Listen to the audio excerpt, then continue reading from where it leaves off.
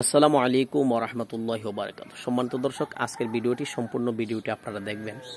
আমরা বাংলাদেশে 15 থেকে 20 বছর আগের ঘটনা, যেটা যতটুকু মনে আছে আমার 2006-7 সাল থেকে আমার পুরোপুরি মনে আছে।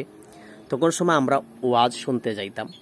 আমার সবচেয়ে যে বিষয়গুলো মনে হয়, আমি বাহুবল রাসুলপুর মাদ্রাসার যখন ছাত্র ছিলাম, তখন রাসুলপুর মাদ্রাসায় 2006-7 সালে যারা ওলামায়ে কেরাম আসতো, তাদের সুন্দর আলোচনা হতো। সেখানে কখনো গান হতো না। আলেমদের মুখে কখনো আমরা এই কাওয়ালি গান শুনি নাই। আমরা ওই সময় মানুষদের একটা আনাগোনা হতো যে সুন্দর আলোচনা হয়েছে, কোরআন হাদিস থেকে আলোচনা হয়েছে, বা তারা কত সুন্দর বয়ান করতেন। ওই সময়ে আমরা দেখতাম রাসুলপুর মাদ্রাসায় যারা বয়ান করতো, বিশেষ করে আমরা দেখেছি ফয়সল আহমদ হেলালি সাহেব বয়ান করতেন, শহীদুল্লাহ জিহাদি সাহেব, জাবের আল মানসুর মোল্লা সাহেব সহ অলিউল্লাহ আশিকি সাহেবও এবং মুস্তাক আহমদ আল ওয়াইস আল কাদরি সাহেবও, তারাও রাসুলপুর মাদ্রাসায় বয়ান করেছেন। 2006-7 সাল থেকে আমার পুরোপুরি মনে আছে। আমার কথা হলো, ওই সময় আমরা এত সুন্দর বয়ান শুনতাম কোরআন হাদিস থেকে। কিন্তু বর্তমান সময়ে এমন একটা সিচুয়েশন এসে দাঁড়িয়েছে, কওমি বলেন, জামাতি বলেন, সুন্নি বলেন, অধিকাংশ ওলামায়ে কেরামদের মুখে আমরা ওয়াজের ময়দানে গান শুনতে পাই। ওয়াজের মাঝে মাঝে তারা গান প্র্যাকটিস দেয়, তারা গান বলে। আসলে আমরা এটাকে তাহেরি সাহেবকে অনেকেই বন্ড বলে গান বলার কারণে, কিন্তু না, আমরা যদি বিবেচনা করি, শুধু এখানে তাহেরি সাহেব গান বলে নাই। ওয়াজের ময়দান আমার কয়েকটা বক্তার নাম আমি বলে দিতে পারবো। ইলিয়াসুর রহমান জিহাদি, গোলাম রব্বানী, তারপরে আব্দুল কাইয়ুম মিয়াজিনা ফিয়াজি একটা বক্তা আছে, তারপরে মাজহারুল ইসলাম মাজহারি, রফিকুল্লাহ আফসারি, তারপরে আব্দুল খালেক শরীয়তপুরি, অনেক আলেমরা আছে, জামাতি বলেন, এরপরে মিজানুর রহমান আজহারি, আরও কয়েকটা কফি আজহারি বের হয়েছে, এরপরে আপনার আবরারুল হক আসিফ, অনেক আলেমরা বের হয়েছে। বর্তমান সময়ে তারা ওয়াজের ময়দানে 1-2টা গান গাইতেই হয়, হয়তো হিন্দি গান, হয়তো বাংলা গান। আপনারা ওই দিক দিয়ে যদি বিবেচনা করেন, তাহেরি সাহেব শুধু একা গান গায় না।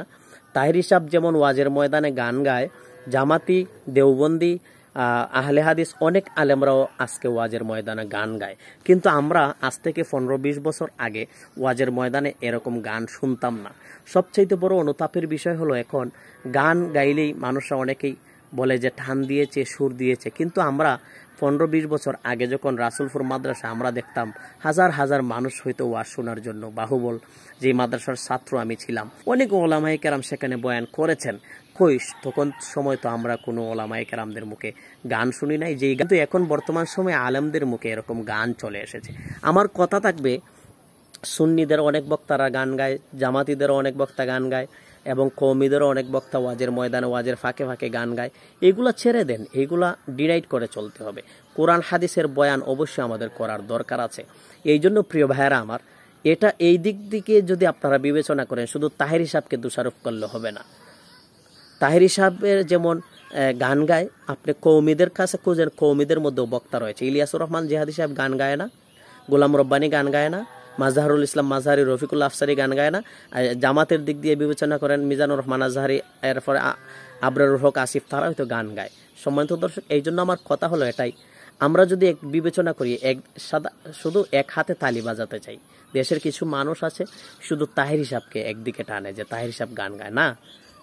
এই দিকে আমরা যদি হুজুরদের গান গাওয়ার ভিডিও তুলে ধরি, একজন বক্তা করে আমরা তুলে ধরতে পারবো ইনশাল্লাহ, বুঝতে পারছি। কিন্তু আমরা তুলি না এইগুলা। কিন্তু তাহেরি সাহেবকে এই দিক দিয়ে বিবেচনা করলে, গানের বেলায় শুধু তাহেরি সাহেবকে দোষারোপ করলে হবে না। হ্যাঁ, আমার অনুরোধ থাকবে, প্রত্যেকটা বক্তার কাছে আমার অনুরোধ থাকবে, তাহেরি সাহেব সহ ওয়াজের ময়দানে এগুলা গান না গাওয়াটাই ভালো আমি মনে করি। কোরআন হাদিসের বয়ান এগুলা করার দরকার আছে এখন। আল্লাহ পাক যেন সবাইকে সঠিক বুঝদান করেন। আসসালামু আলাইকুম ওয়া রাহমাতুল্লাহ।